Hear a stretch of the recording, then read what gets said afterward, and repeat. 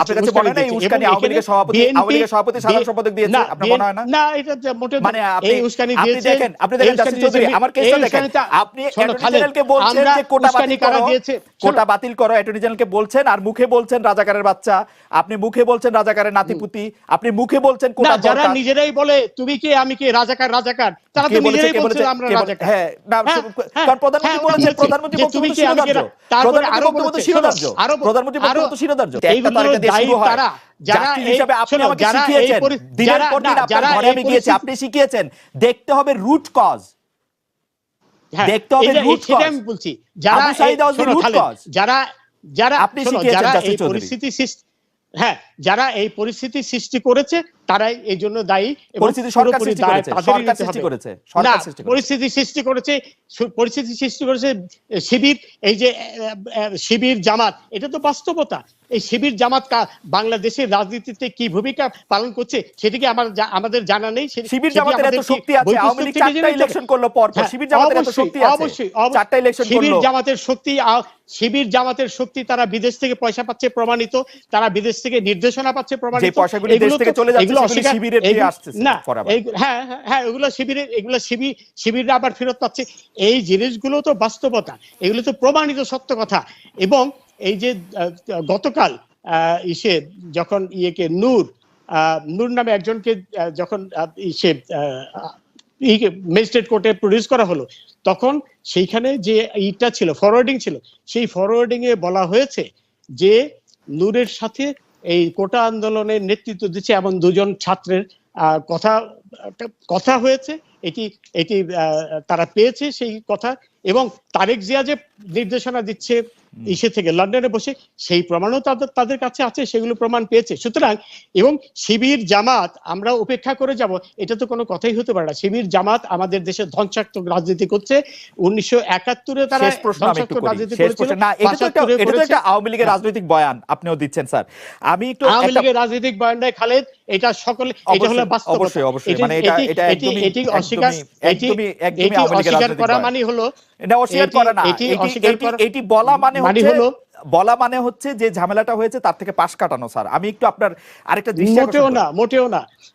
শোনো, এই শিবির জামাতের একমাত্র উদ্দেশ্য দেশকে পাকিস্তান বানানো, দেশে তালেবানি রাষ্ট্র প্রতিষ্ঠা করা, এবং এই উদ্দেশ্য নিয়েই তারা, এটা তো জামাত শিবিরের সাথে তো আমার কথা, জামাত শিবিরের এই উদ্দেশ্যের কথা তো তারা বলে না, জামাত শিবির তো এই উদ্দেশ্যের কথা বলে না, এই যে সাধারণ ছাত্রদের শোনো খালেদ, সাধারণ ছাত্রদের ব্যবহার করা হয়েছে, তারা জানতো না, না জেনেই তারা এই জামাত শিবির বিএনপির ফাঁদে পা দিয়ে এখন কিন্তু তারা বুঝতে পেরেছে, বুঝে তারা জাসির চৌধুরী ফর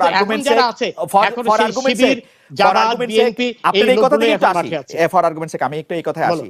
পুলিশ যখন বেগম রোকেয়া বিশ্ববিদ্যালয়ে আবু সাইদকে গুলি করে, তখন পুলিশ জানতো যে আবু সাইদ হচ্ছে জামাত শিবিরের লোক, আন্দোলনকারী না, তাই না? না, সেটা আমি কি করে বলবো, আমার কাছে সেই ইনফরমেশন নেই। এখন কথা হলো যে তাহলে আপনি মনে করেন যে পুলিশের ওই গুলি করাটা ঠিক ছিল? পুলিশের ওই গুলি করাটা ঠিক ছিল? না, আমি যেহেতু, শোনো, সরকার একটি তদন্ত কমিশন করেছে, এবং তদন্ত কমিশনটা কিন্তু সরকারি কর্মকর্তাদের দিয়ে নয়, তদন্ত কমিশন করা হয়েছে একজন হাইকোর্টের একজন মাননীয় বিচারপতির নেতৃত্বে। সেখানে সবকিছু ভেসে আসবে, সেখানে তো আমরা সবই দেখতে পাবো। উনি তো তদন্ত করবেন না, উনি সরকারি লোকই ওনাকে তদন্ত করতে সাহায্য করছেন, এবং আপনিও খুব ভালো করে জানেন যে মানে এই জুডিশিয়াল কমিশন কিভাবে গঠিত হয়, কিভাবে তারা কাজ করতে পারে।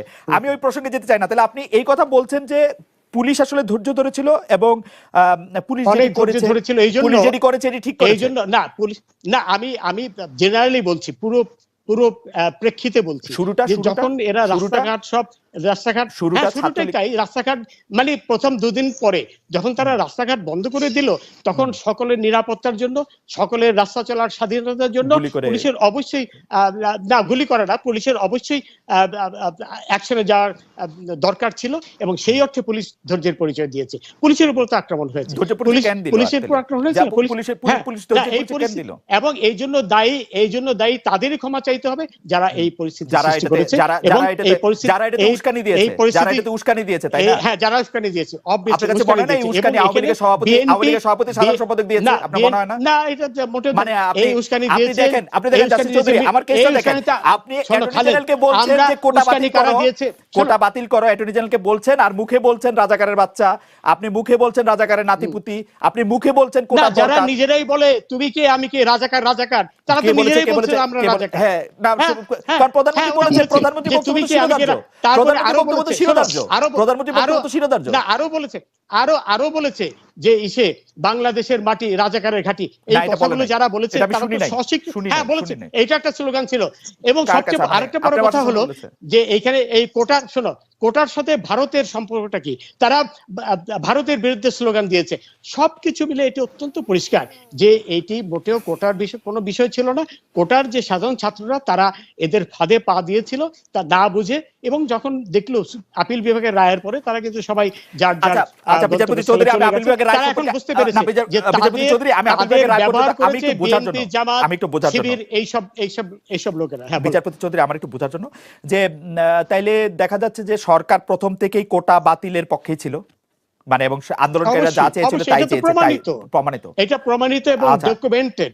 তারপর ডকুমেন্ট তাই বলছে। ওবায়দুল কাদের, আওয়ামী লীগের সাধারণ সম্পাদক, আওয়ামী লীগের সভাপতি, প্রধানমন্ত্রী শেখ হাসিনা এবং আইনমন্ত্রী যা কিছু বলেছিলেন, তাদের বক্তব্য না, খালেদ শোনো, তারা কিন্তু কেউ বলেনি যে কোটার পক্ষে। সবচেয়ে বড় কথা, অ্যাপিলেট ডিভিশনে কি ডকুমেন্ট গেল সেটাই তো আমরা দেখব।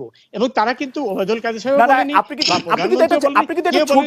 আপনি কিন্তু একটা ছোট জিনিস ওভারলুক করছেন মাই লর্ড। আপনি কি দেখছেন যে অ্যাপিলেট ডিভিশনের কাছে যে কাগজটা গেছে, সেই কাগজটা গেছে আন্দোলনের চতুর্থ দিনের মাথায়, অন্তত 25 জন মানুষ মারা যাওয়ার পরে অ্যাপিলেট ডিভিশন সেই কাগজ তৈরি করা হয়েছে। না, শোনো, আপনাকে ডেটটা বলেন, আমি মিলায়ে দেখি, আপনি ডেটটা বলেন। প্রথম দিনে এই ঘটনা ঘটার আগেই মার্কিন যুক্তরাষ্ট্রের ম্যাথিউ মিলার বলে ফেলল যে 2 জন লোক মারা গেছে, যেটি একেবারে নেহায়েত একটা মিথ্যাচার জনিত সংগঠন ছিল। আপনি আমাকে একটু টাইমলাইনটা বলবেন, সরকার কবে এই কেভিয়েটটা তৈরি করছিল অ্যাপিলেট ডিভিশনে দেওয়ার জন্য যে আমরা কোটা চাই না? এই কেভিয়েট তৈরি, শোনো, এই কেভিয়েট তৈরি করেছে সেই হাইকোর্টের রায় হওয়ার সাথে সাথে, 4 জুন, এই মুহূর্তে আমাকে দেখতে হবে। হ্যাঁ, সাথে হাইকোর্টের রায় হওয়ার সাথেই তারা কেভিয়েট দিয়েছিল। হ্যাঁ, সুতরাং এই প্রথম দিন এবং সেদিনই কিন্তু অ্যাটর্নি জেনারেল বলেছে। জাসির চৌধুরী, আমি আদালতের রায় নিয়ে আসব। অ্যাপিলেট ডিভিশনে গেছে। জাসির চৌধুরী, আমি আদালতের রায় নিয়ে আসব। জাসির চৌধুরী, আমি আদালতের রায় নিয়ে জাসির চৌধুরী, আমি আদালতের রায় নিয়ে